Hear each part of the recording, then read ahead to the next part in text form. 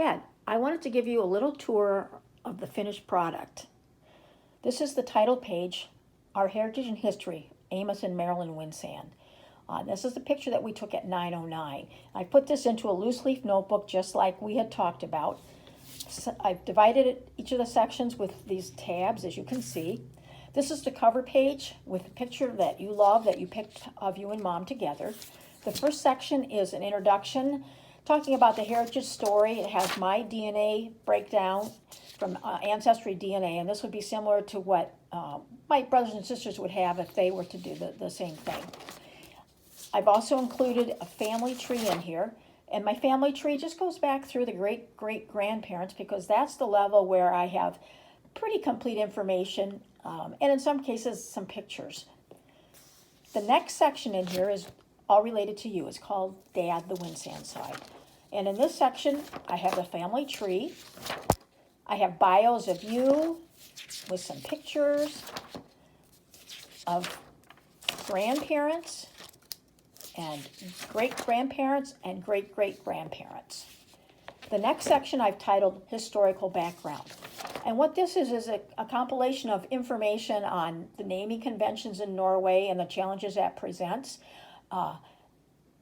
Emigration from Norway to the United States, life in Dover Township when you were a young boy, as well as some information on the Bergsling family.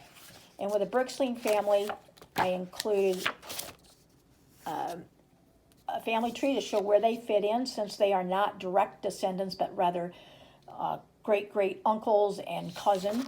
I've included some examples of the artwork for the three individuals as well. The next section is called Mom, the Capon side, and it's set up just like it was on the Winsand side. I've got the family tree in there. I have a little bit of Mom's bio and some pictures of her. I have a section on the grandparents, and then the great-great-great-grandparents and the great-great-grandparents. And then finally, I have a section called Your Story. And what this is an encouragement to my brothers and sisters to perhaps write down their story so that they can save that in written form and pass it on to their children, their grandchildren, their great-grandchildren, and beyond. Kind of in a similar manner to what you and Mom have done for us. And I gave them some thought starters to kind of get them thinking about it as well. This is our book. You and I actually read through almost all of this in August when I was there.